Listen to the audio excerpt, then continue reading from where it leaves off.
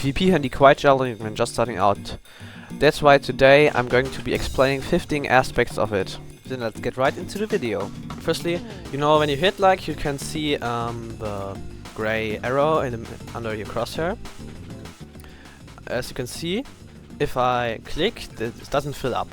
If I do this, it does like no damage, but if I let it fill up, it does damage. So always wait until the cooldown fills up again.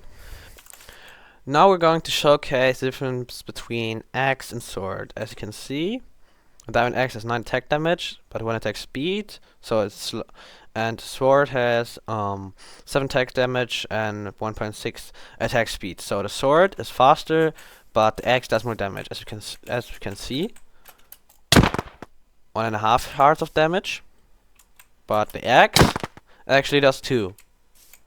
But you can see, this goes this fast, and this goes a bit slower. If you want to do more damage, you can also jump, and then mid-air, attack. So now we're gonna move on to shield. The sword, I can't do any damage, but if I use my axe, I can disable his shield. You can see, this will disable his shield, and I can do him damage now. Can do damage to him now. But if you want to disable the shield, you can also, you don't have to wait for the cooldown, you can also just spam, which can be an advantage, then you can combo up with sword. For the next one, I'm going to explain saturation.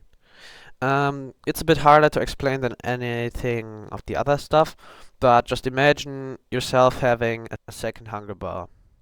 As you can see, normally pork chop doesn't fill up much. As you can see now I have a bit of yellow around my about my hunger bar. This is a mod called Appleskin that is perfectly usable on any PvP server, so I would recommend using it. I will also link it into the description, but it's not necessary. As you can see, different types of food give different types of how much saturation it is.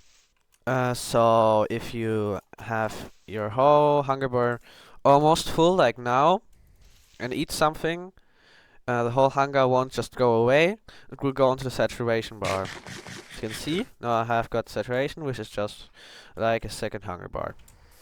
For the next one, we are going to explain the differences between bows and crossbows. Crossbows you can preload and can just walk around with them, just kinda everything I want. Bows you will actually have to stay and you will get slowed down. So this does like 1 heart of damage, and this does the crossbow does do a bit more, but the pros of the bow is definitely that you can enchant it with power. So in PvP, always go for the bow. If you have max enchants, and only do the crossbow if you're not on big enchants and anything like that. Now I'm going to explain how arrows work, tipped arrows. Firstly, I'm gonna shoot him with a normal arrow. So here I have normal arrows. I will shoot him. I will do normal damage, 1.5 hearts. But then there's also tipped arrows, like an arrow of poison. These arrows will apply the used effect on your enemy. As you can see, now he has poison, as said, for 11 seconds. So for the next one, I'm going to explain how crystals and respawn anchors work. Firstly, when you use crystals, as you can see, this is at the head. It will only do half of his health. It will still do a lot of damage, as he's only in full diamond. But if we actually go under him, now the crystal will be at his feet. This will be full of his health bar and pop his totem. Now for respawn anchors, you will always firstly place it near the enemy, then put one glowstone in it, just one. Then place one in between you and the respawn anchor, so you won't get damage yourself. And then you can right click it, do a lot of damage to your enemy. A lot of damage, as you can see. Now I'm going to explain how Cobweb works. If you are in a Cobweb yourself, you will be moving slower. In this situation, always pearl or use a water bucket to get yourself free. But in case you're fighting an enemy, you can place the cobweb into him.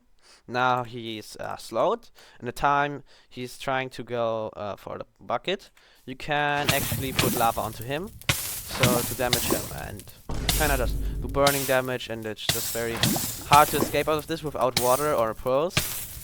So as you can see, this does massive damage.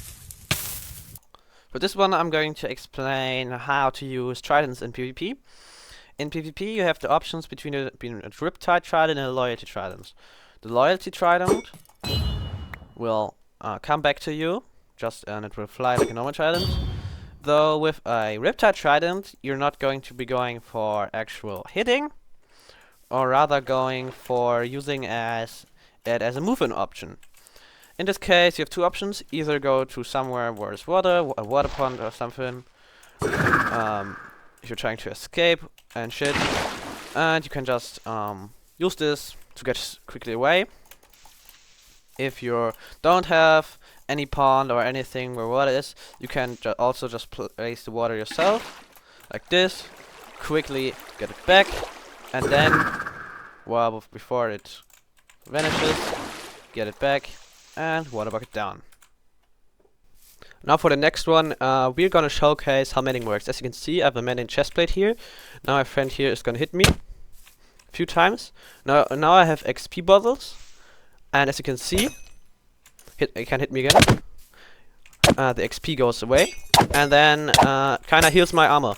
So if your armor is breaking, just try to use XP bottles. These will repair your armor. For the next one, we're gonna explain the difference between diamond and generally any armor and netherite armor. As you can see, netherite armor has knockback resistance. So if I hit him here, he's gonna be about here, at the start of the second block. It's a big advantage in PvP, so we will be able to hit somebody way faster, cause you don't get hit back. So it's way harder to get comboed by somebody else. Next, we're gonna showcase how totems work. I am going to pot. As you can see, strength, fire resistance, and speed all apply to me. My friend here is going to kill me. As you can see, all my effects have reset. So every time after a fight, when your totem pops, you always have to repot, because all your effects will go away. But fire resistance will stay for 30 seconds, also a bit of regeneration, but you'll definitely have to repot. For this one, I'm going to explain how TNT Minecarts work. Let's see. Let's say you want to use TNT Minecarts to kill an enemy. Firstly, you will place a TNT Minecart and you would shoot it. But I would if you want to play it safe, I would almost recommend going down, because you will get less damage. As you can see, if I shoot now, pearls are a very easy concept. You have to throw them. They fly like any projectile other than the arrow. You can just throw them, and it will teleport you. But as you can see, it will do a bit of damage to yourself. So always have to look out for that, because if you're very low, you will die, and you don't want to die. Always at the start of a fight, always throw the potions above your head so they will last longer. Then put new pots in your hotbar, and always chuck 2 golden apples to fill up your saturation. When using the speed 2 potion, you should never jump. Look, when I jump like this, I go this fast. But if I don't, I go way faster. So always when you use speed 2, always don't jump. But if you're not using speed, always jump. Because this is how I get the most momentum of speed 2. And if I do this, another key feature of potions is speed. When you use speed, you always have, as I said, you always have these 2 potions. As I already said, the longer potion that lasts 8 minutes, and the one that's faster that lasts 1.5 minutes. But this does 40% speed, and this does only something.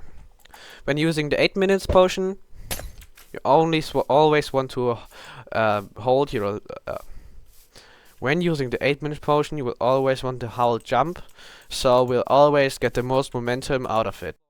Now when we get to the more advanced side of PvP, we got strafing and comboing. Firstly, comboing is when you are hitting somebody and they can hit you. This is done by pressing the W and S keys to make them just be out of reach. Secondly, we got strafing. This is just walking left and right so that the enemy misses you. You tap the A and D keys, so always stay moving. That was the video, guys. I hope you enjoyed it. Big thanks to Gamer Knight 12. He really helped me with making this video. Anyways, see you in the next video. Bye!